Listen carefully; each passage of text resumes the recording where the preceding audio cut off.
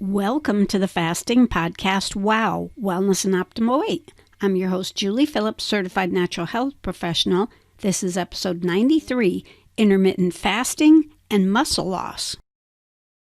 In late 2020, there was a study referred to as TREAT, and the TR stands for Time Restricted, and then EAT, Eating. It was done with a cancer researcher from University of Hawaii working in conjunction with experts in the University of California, and it was published in a medical journal, the JAMA Internal Medicine, in fourth quarter 2020. The University of Hawaii published an article in fourth quarter 2020 with their conclusions on the study, and the title to their article was New Intermittent Fasting Study Finds Dieters Shed Muscle, Not Fat. Of the 116 participants, all were overweight or obese and split into control group with no changes at all, and the other group was time-restricted eating from noon to 8 p.m., losing an average of only 2 pounds during the 10-week study. Major conclusion from that is changing what you eat is super important, not just when you eat. So you might want to check out episode 64, Is What or When We Eat More Important? Of those tracked in person, 65% of the weight they lost was due to lean mass loss, more than double of what is considered normal.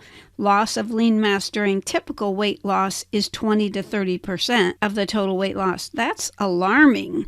It's alarming that overall in weight loss studies, they're expected to lose 20 to 30% of their weight in muscle. And to make it, the only difference was eating from noon to 8 p.m. during the 10-week study and have 65% of the weight that was lost be lost due to lean skeletal muscle mass is very alarming. So the conclusion we might draw from that is that most people are not securing muscle mass for 20 to 30% to be considered typical, and for it to be significantly more than double that and more than half of the weight loss is really terrible with that 65%. So the episodes that might be applicable for you to revisit or visit for the first time are episode 66, Preserve Muscle During Fasting, episode 9, Why Protein and How Much, and episode 10, Animal versus Plant Protein. And remember, what else is made of protein? Vital organs, bones, blood, neurotransmitters, hormones, eyes, and so much more. So people often are neglecting their protein utilization. Some people may consume protein, but not digest and assimilate it well. So that's a factor, and you'll learn about that from the previous episodes. But it's key to know your numbers. At least get an inexpensive, less than $30 on Amazon body composition scale that shows muscle percent, visceral fat, clinging to vital organs, as well as body fat percent.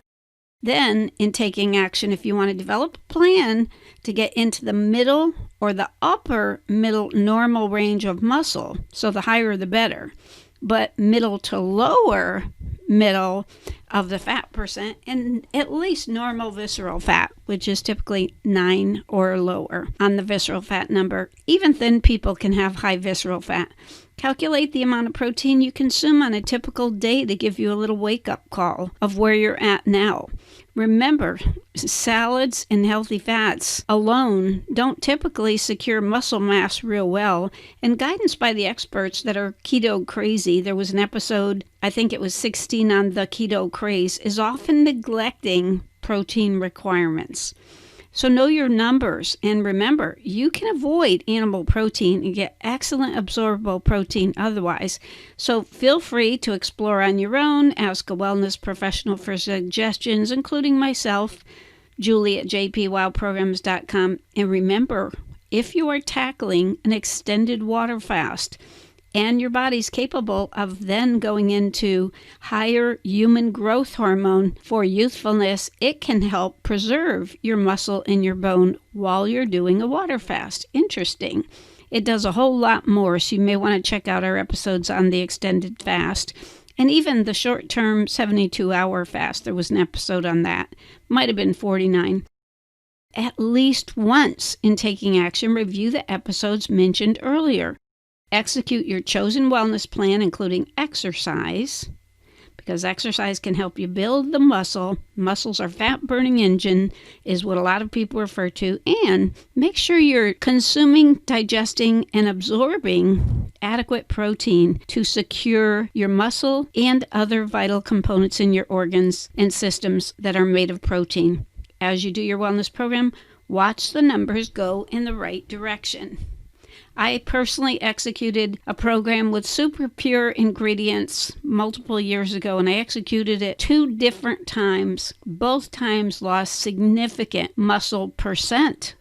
So you can just imagine, if I lost significant muscle percent, how much actual muscle I was losing in ounces or pounds. So people really need to know their numbers.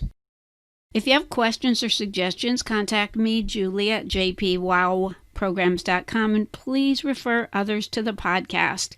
We do have another podcast, and we have a weekly blog article. So if you're interested in some of our favorite products as well, go to www.jpwowprograms.com. Stay positive, focused, and determined, because where the mind goes, energy flows.